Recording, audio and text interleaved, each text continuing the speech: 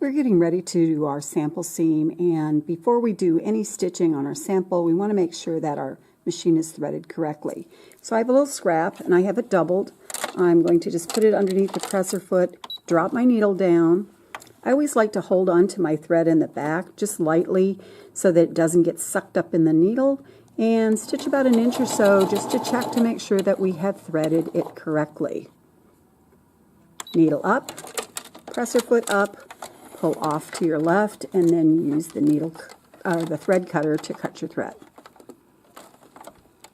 Alright, so I'm going to check. Looks pretty good on both sides, so we are ready to do our sample.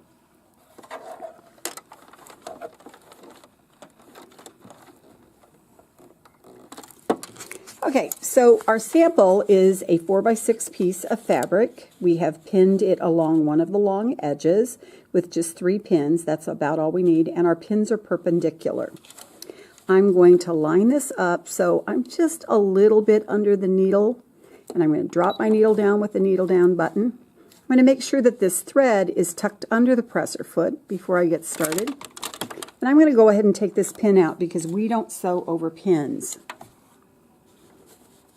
I have it lined up over here with the blue tape, which is set at 5/8 of an inch because that's the size of seam we're going to do. So gently hold your threads while we take the first couple of stitches.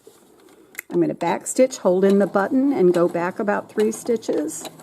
Let go, and then work forward.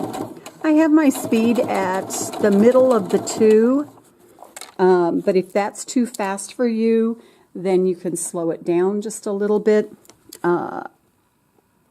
Nobody should be going above the middle of the 2. Okay, stop and take your pins out. Always make sure you take your foot completely off of the foot pedal before you take your pins out, because you don't want to accidentally catch your finger under the needle. Alright, so I'm almost to the end of this. I'm going to stop when I get to the end and back stitch about 3 or 4 stitches, and then just stitch off the end. Needle up, presser foot up, pull off to the left, and clip your thread. And you want to make sure that all of those threads are clipped close. Should be 5/8 of an inch, should be pretty straight with back stitching at the beginning and at the end. The next part of doing a sample seam is to do the zigzagging. The zigzag stitch we're going to use is stitch number 5, so turn your machine till you get over to number 5. And I'm going to just do a little bit on a scrap so you can see what happens when you're zigzagging.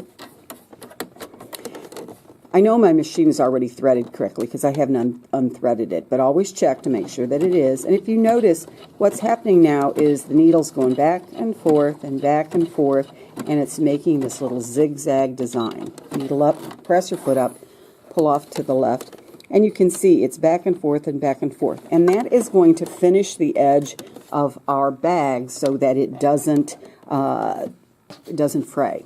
All right? So in order to do the zigzagging where we want it at 3/8 of an inch from this edge right here. I'm going to line this up so that my previous line of stitching, my 5/8 of an inch line of stitching, is riding right inside the slit that is in the foot. Okay, that's where I'm focusing. I'm not really focusing over here anymore. I'm focusing over here. And I'm going to drop my needle down, and I'm going to start zigzagging.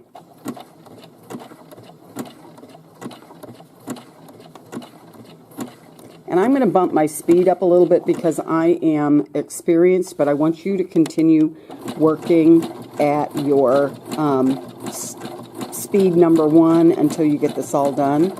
Again, this is where I'm focusing. I want this line of stitching to go right through that little slit in the foot as I go. If you notice too, I did not back stitch when I started.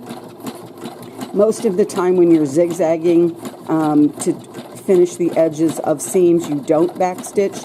There are a couple of places that you might do that, and you need to pay attention for those because I will tell you in the instructions when you need to back stitch with your zigzagging. So again, you're supposed to be stitching at number 1, speed number 1, and when you get to the end, just stitch off the end, needle up, press your foot up, pull off to the left, and again, make sure that you clip those threads because I don't want this big nasty mess whenever you hand these samples in.